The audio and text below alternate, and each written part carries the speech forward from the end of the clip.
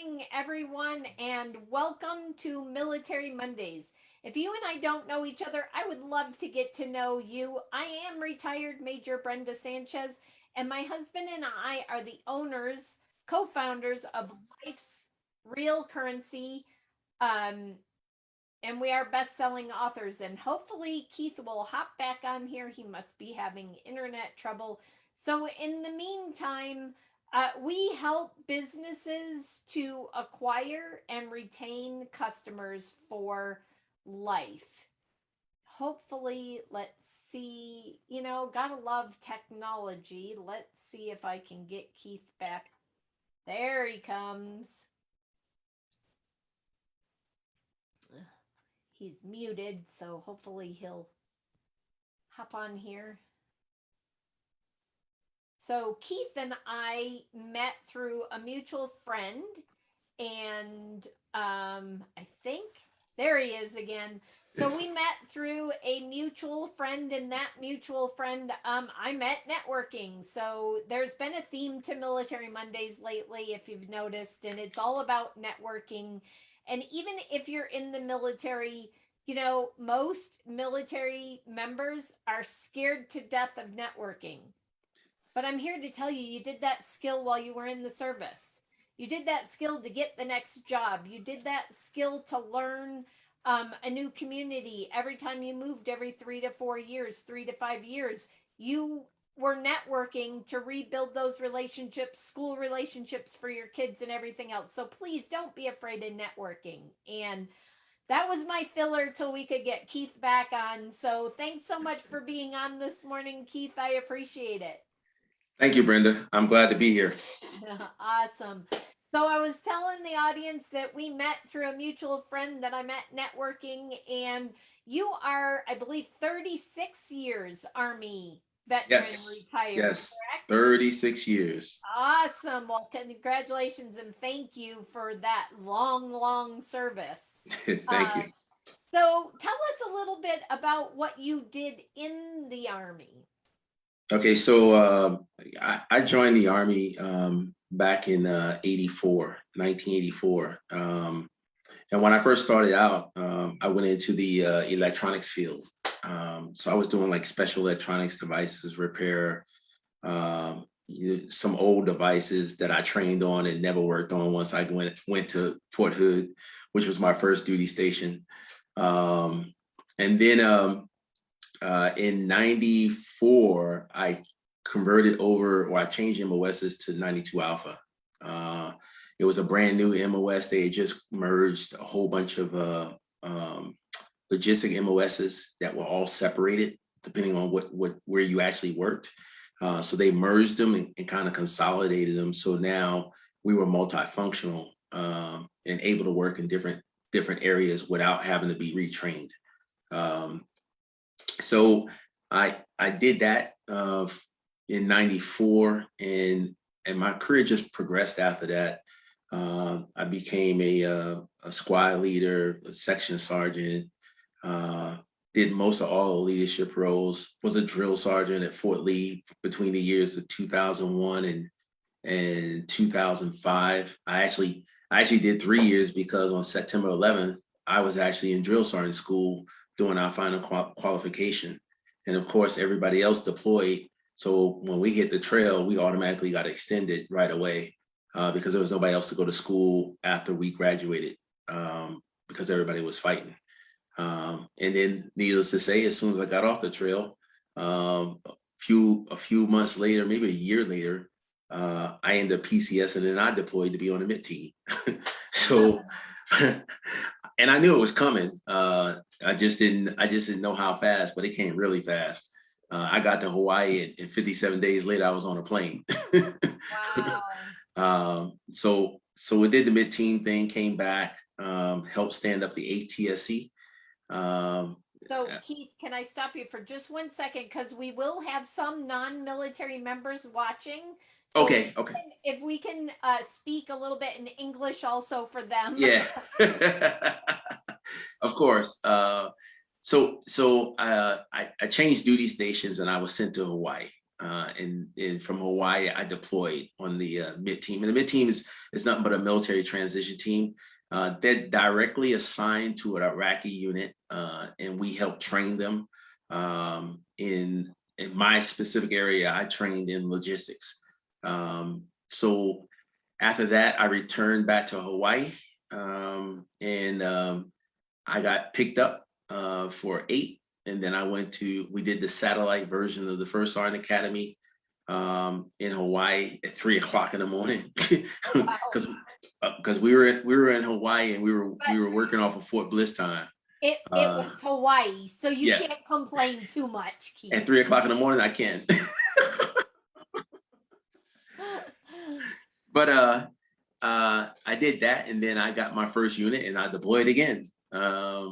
So went downrange with those guys. And before I even came back from downrange, I got orders to go to Korea right after I came back. So then I went to Korea, I was a first sergeant again, and I had fun in Korea. Then I came back and I went to Fort Hood, and stayed there until I went to Sergeant Major's Academy. Graduated Sergeant Major's Academy, ended up staying on Fort Bliss for a little bit, for about 10 extra months after I graduated, working in a unit as a G4 Sergeant Major, which is a senior logistics non-commissioned officer, basically in charge of budget and training and planning and all that kind of stuff. And then from there, I got yanked up to be the G357 Sergeant Major at CASCOM, which is the headquarters for all sustainment activities in the Army. And we did all the training, the planning, the training, and the equipment, getting new equipment issued and making sure it was safe and working the TMs and all that other kind of stuff, and updating the POIs. That's what all my guys did. And that's about it for my military career. I took advantage of the transition with Hire Our Heroes. And that's how I ended up where I am today in San Antonio. Awesome. So let's talk about that transition, because there might be some people that are watching that are thinking about getting out of the service in 3 to 5 years. And you went through that transition program and ended up being your own entrepreneur. And so let's talk about first, what skills did you learn in the military that make you ideally suited to be in your own business today, and why choose your own business versus going to work for a government agency or a contractor? Well, so one of the biggest decisions that I had to make when I transitioned was, when I became a sergeant major, the one thing that was new to me that I wasn't able to do before. So I actually have 3 older kids, 34, 32, and 30. And my 34-year-old just had a baby, so I have my first grandbaby. But now I have a 9-year-old at home. She was born in 2012. And from the time really not 2012, from 2016 on out, I have been able to get up in the morning with her, get her dressed, get her ready for school. While I was at the academy, right after I got back from PT, she was just waking up. So I took care of her in the morning, fed her in the morning, did her hair, did all these different things with her, take her to school. I was able to go to school when they had special days up at school, because the academy and the school worked together. So I would volunteer on the special days to go over there and spend more time with her. And I got used to doing it, and she got used to me doing it. So I needed a job that allowed me to do that after I retired. A job that would actually let me make my own hours, be my own boss, basically. You really have to. So most people, when they get out of the military, some people, because they haven't financially planned all the way out, in that 3 to 5 year range, they have to go to work almost immediately. Me, I went to work almost immediately because I knew I would get bored sitting at home. And I just wanted to find something that I still had a passion for, that would give me the opportunity to coach, teach, and mentor. And this job gives me that. It gives me the freedom. It lets me make my own hours. It lets me still educate people and mentor people. I still have soldiers calling me today. So there's a lot of, even though it's a civilian job, there's a lot of benefits that I gain from being in the military. My leadership skills, my team building skills, not being afraid to take a challenge. One of the biggest things that I would tell all transition soldiers is, one, you really have to understand the value that you have to a civilian employer. You bring a lot more to the table than what your resume says. There are a lot of things that we have done in our careers that may not be a part of our MOS, but we've done them. You don't have a certification for it, but you've done it. Matter of fact, you were doing it ever since you became E5, or ever since you became a lieutenant. You do it all of your career. One of those things is program management. Every time you're given a task, that is a program. Whether it was a budget, you always had a timeline to get something done. You always had You always have people. Yeah, you always had people to manage, or teams to manage. You had a construct around what you were supposed to do that was written in that op order, right? So basically, every task that you were given, you were a program manager. If you were in charge, you were a program manager. So don't sell yourself short. Um, you know, I will tell you right now, E9s, we're COOs. If our commanding officer is the CEO, we're COOs. So you can't sell yourself short, and underbid yourself, because the value of what you're bringing to that company and organization is well undersold, well undersold. On that point, before we move forward, I want to kind of stress that, Keith, because so many people come out and their resume does not reflect the money, the people that they managed, program management, things along those lines. There are lots of organizations out there that can help you to translate your military uh, experience into English, into civilian speak. And I highly recommend you reach out to them. If you can't find one in your area, reach out to Keith or myself, and we'll get you plugged in to somebody who can help you to tweak that resume so that it stands out in the civilian workforce, not just in the military. Yeah, most definitely. My motto is paying it forward with a helping hand. And if you see on my websites, I talk about empowering soldiers and military families to be able to be financial success for generations to come. A lot of the things that you're that are thrust upon you when you transition, we don't think about. We take for granted while we're on active duty. One of the things is, hey, it doesn't matter how sick or how long you've been in the hospital or how long you're disabled or you have a disability. Guess what? You're still gonna get a paycheck. Out here, you ain't gonna get a paycheck. You may get partial for some of the time, but you're not gonna get a paycheck for the rest of it. So what are you gonna do about your bills and things that you have on the monthly? And most people turn to their retirement accounts, and they start draining their retirement accounts or education accounts to make ends meet. You don't have to do that. There are plenty of options out there for you. We were just talking about me and Brenda was just talking about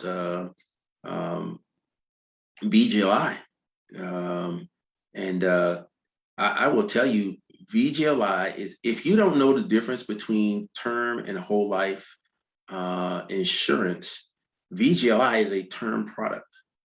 And a lot of people that get out, they're right around the age of 38, unless they get out early because of a medical or something like that, or they just do a term or two and then they get out. VGLI, over the long run, nobody looks at the long run cost. And I'll tell you this. I tell most people to go ahead and get VGLI, because you never know what medical conditions that you're going to end up with at the very end. So at least you have some type of life insurance. But I also tell people, and this is one of the things that I realized back in 2013 when I got married to my current wife. We had a little girl. Her name is Zia. She's 9 years old. Well, guess what? Who's going to take care of her, or who's going to raise her if something happens to me? Right? It's going to be her mother. But can she afford to do that? And keep her in the activities that we've had her in, the t-ball, the soccer, the gymnastics ever since she was 2 years old. All those different things. She wants to do dance now. We used to do swimming lessons for her, but all those things cost money. And even in the military, especially over at Fort Bliss, a lot of those things were discounted, and we got them through NWR and all that kind of stuff. Well, when you come out in the civilian sector, there is no discount. Some of them are even free on base. Yeah, right. Absolutely. So all that stuff goes away. And you're like, wow, man, I took for granted all this stuff I was getting. The medical benefits, you still have medical benefits when you get out, because you served and stuff, and your family is privy to some of those medical things too, which is an advantage for us, especially when it comes to medication. So there's not a lot of more expenses. There are some co-pays. You are now paying for TRICARE Prime, if you want to keep TRICARE Prime. But it's easier to do that than to go out and pay one of these massive new health plans and get somebody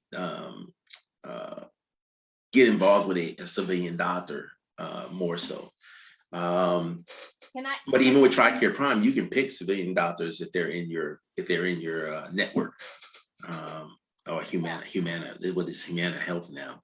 Yeah, depends on where you are, I think, in the country too. And we're talking about those that are getting ready to retire, but I thought about it as you were talking, Keith, and what is one thing or two things a new soldier can do to set them up for success 15, 20 years down the road for retirement? Okay, so for new soldiers, you got to understand the change in the retirement plan. And I used to tell my soldiers all the time, hey, it's never too early to think about retirement. The earlier in your career you think about retirement, the more better financial decisions you will make throughout your career. So now your retirement plan is based on how much you contribute, and then the Army contributes to you. Okay, so the max is 5%. Well, if you do the TSP, which I think is mandatory now, I believe they start you out at 3%. So you have to change that up to 5%. And then you need to understand the different types of funds, because now you can maneuver your money throughout the TSP program, if that's what you want to do. Now they have some time horizon funds that are already put together. And what they're basically do is the earlier in your career, the more risk they assign to your accounts. And as you move into your career and get older and older and closer to retirement, they kind of ease off and back off. But it does give you a time to actually get some growth into your account. So you really need to understand what TSP is all about. You really need to stay on top of your TSP. You really need to understand whether you have a traditional IRA that you can put funds in. There's a Roth piece that you can put funds in. So the difference between Roth and traditional is tax pre-tax. So that means when you take it out, you're gonna get taxed, and the Roth is after tax dollars. So, and there's nothing wrong with having both accounts. It's really nothing wrong. It's making you more diverse for when you retire.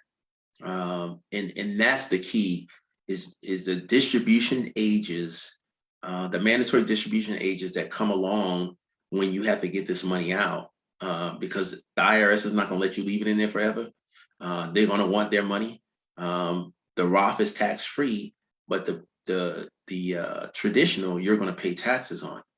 Now, when we talk about paying taxes on our money, you have to remember that TSP, unless you roll it over, unless you get another government job,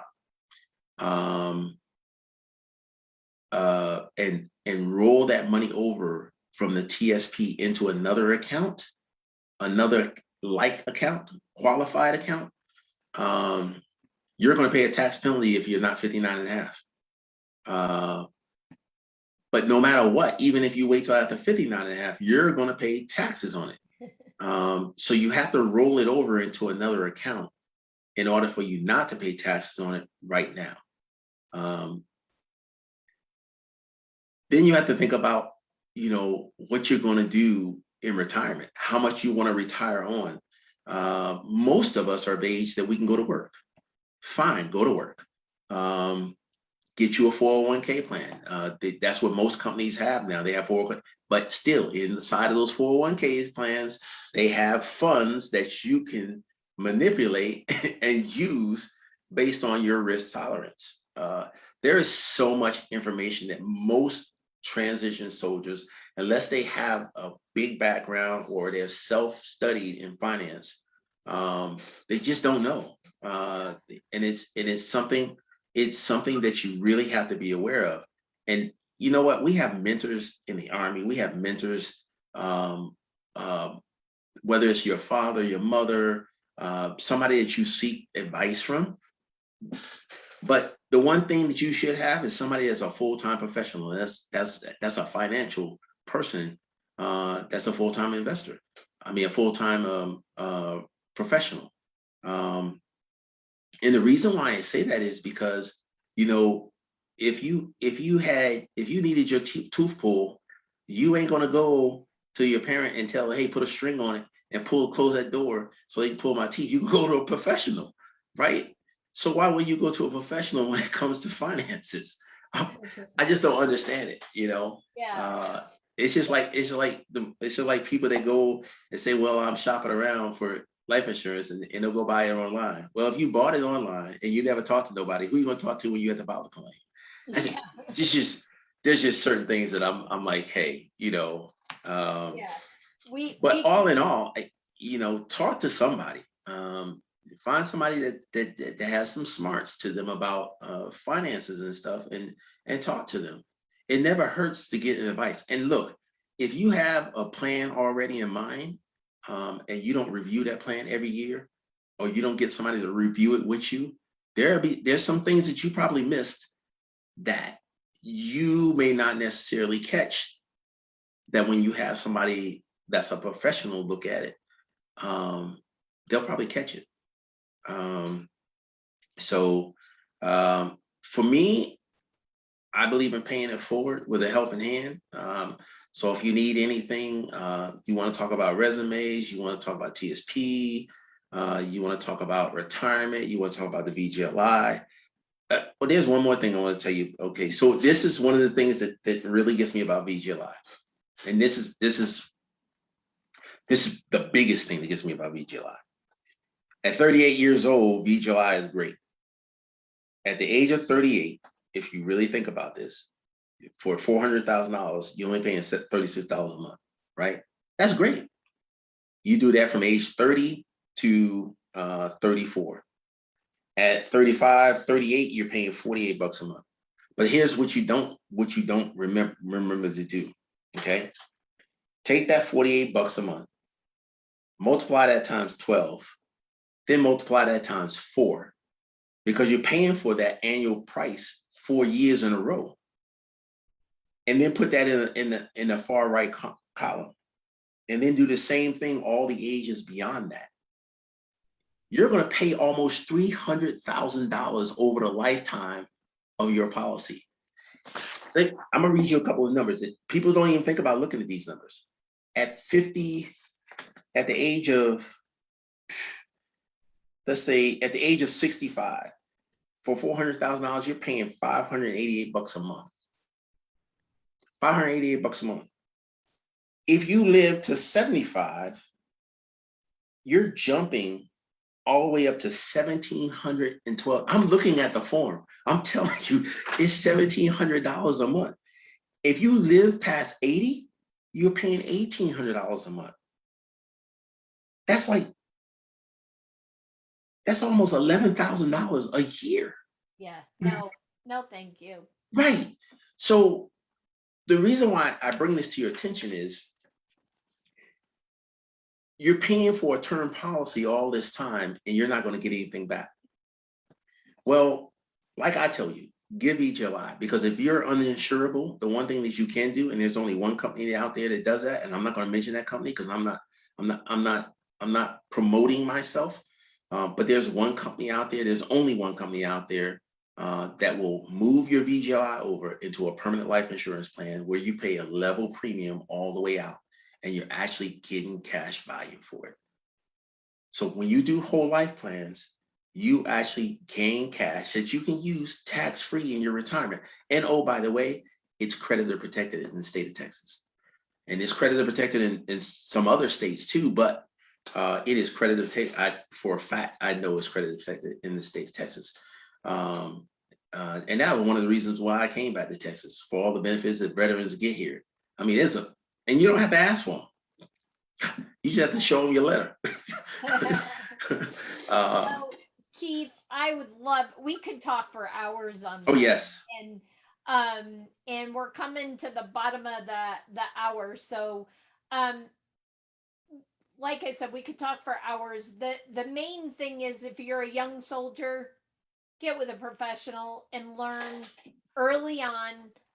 For myself, and I am not a financial professional, so all I can tell you is very early on, I met with professionals, and you're going to think I'm flipping crazy because I had my big SGLI, I had my serviceman's life insurance, but I also had like 250, even as a new lieutenant, 250,000 of regular insurance on the side.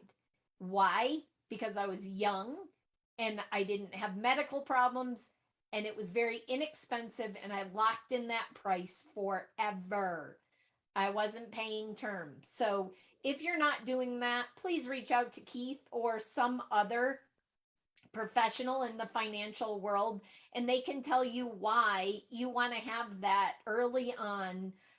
It's just a bonus. If something does happen to you while you're in the service, it's a bonus to your family that you have it on top of that. And then once you get out, you're going to thank yourself for doing that. I can tell you, my husband got insurance very late in life, after we got married, and we've been married 12 years.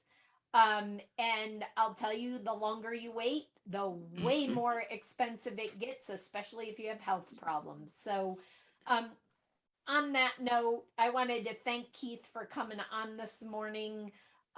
It's been a great learning lesson for me over our last 3 or 4 conversations. And, I knew a lot of it, but I learned some new stuff from Keith, even though I've been talking to professionals since I was like 21 years old. So you can never learn too much. There's always more information to be found. So if you have any questions at all, I highly recommend you reach out to Keith. If you're getting ready to transition, please reach out to myself or Keith. We'll help you in that transition, make the connections, whatever connections we can make for you. And a lot of programs out there. Yeah. and hopefully set you up for success when you get out, whether you retire or just separate. We can help you with that.